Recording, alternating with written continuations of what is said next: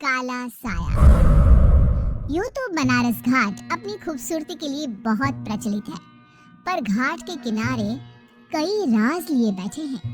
ये कहानी शुरू होती है बनारस के घाट के पास बने ममता निवास से, जहाँ प्रिया लाल जोड़े में ममता के घर उसकी बहू बनकर आती है। आओ आओ बहू, घर को अपने पैरों से पवित्र करो। ममता घर की दहलीज पार कर ही रही होती है कि अचानक एक बहुत गंदी सी बास पूरे घर में फैल जाती है।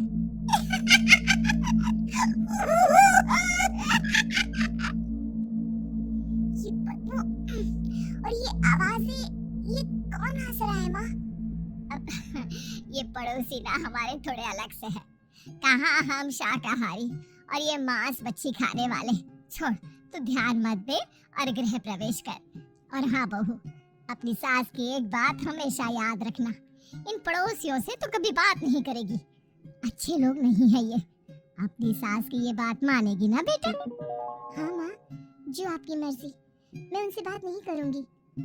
अगले दिन प्रिया अपनी पहली रसोई बनाने रसोई घर में जाती है। ये छोटी बात तो नाक में जा रही है। एक काम करती हूँ, खिड़की खोल देती हूँ। प्रिया खिड़की खोलने जाती है। इतने जाले, लगता है इस खिड़की को कभी खोला ही नहीं गया। पर ऐसा क्यों? ओह, नॉनवेज की स्मेल आती होगी ना। 2 मिनट के लिए खोल लेती हूँ, फिर बंद कर दूंगी। प्रिया खिड़की खोलती है।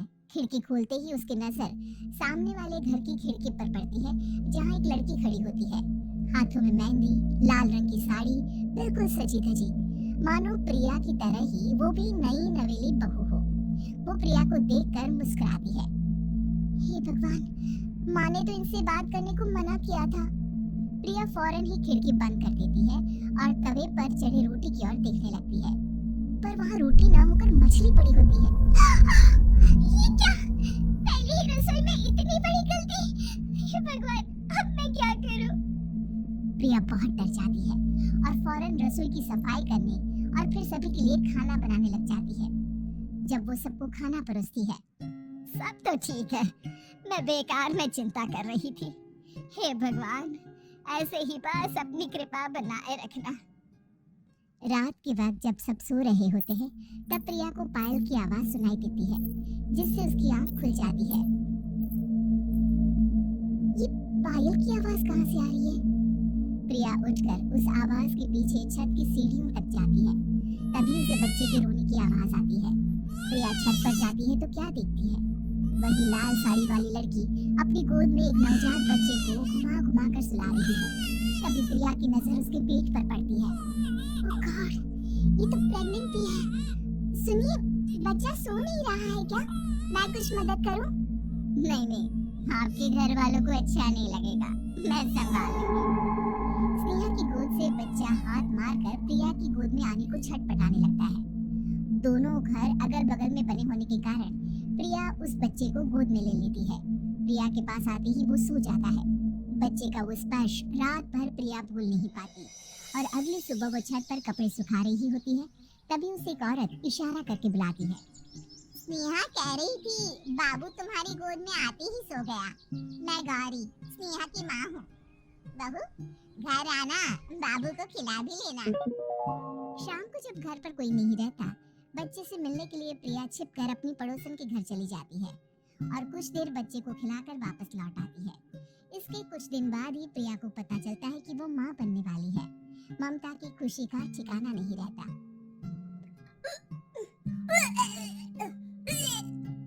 माँ जी, पता नहीं क्यों उल्टी आ रही है।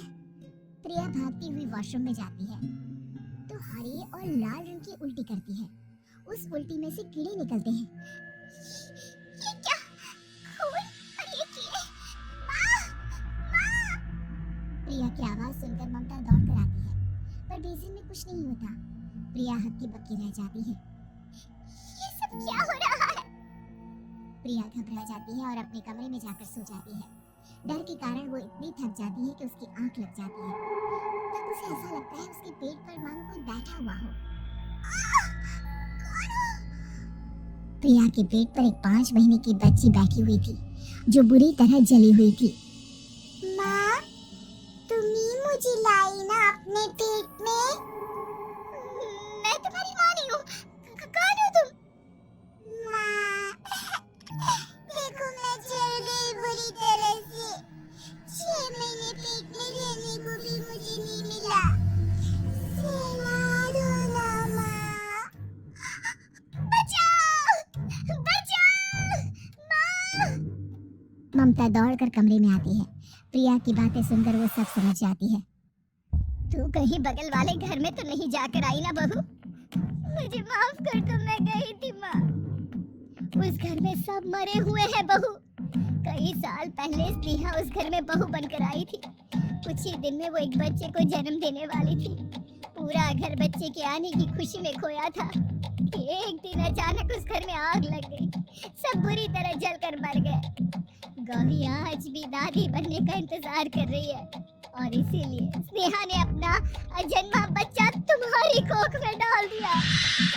ममता ये कह रही होती कि पीछे से उसके पैरों को एक बच्चा पकड़ लेता है।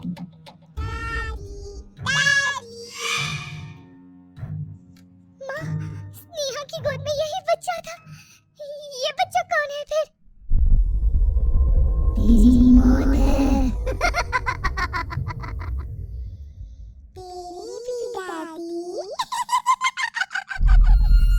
जिस चीज का ममता को डर था वही हो गया। ममता निवास के ऊपर मौत ने चादर बिछा दी थी। प्रिया का पेट ऐसे बढ़ जाता है मानो 9 महीने का हो। 2 हाथ उसके पेट से बाहर निकलते हैं। बहू, संतोष को फोन कर, किसी पंडित जी को बुला बहू। प्रिया का पति भागता हुआ घर आता है। ये तो होना ही था माँ। तेरा पाप तेरे सामने आ गया तो तू सह नहीं पा रही है। स्नेहा घर में आग लगी नहीं थी, माँ ने लगाई थी प्रॉपर्टी की लालच में। और वो बच्चा मेरी पहली पत्नी का बच्चा है, मेरा बेटा, जो कि उस आग की चपेट का शिकार हो गया था। मैंने तुमसे ये सब माँ के कहने पर छुपाया था। मुझे माफ कर दो प्रिया।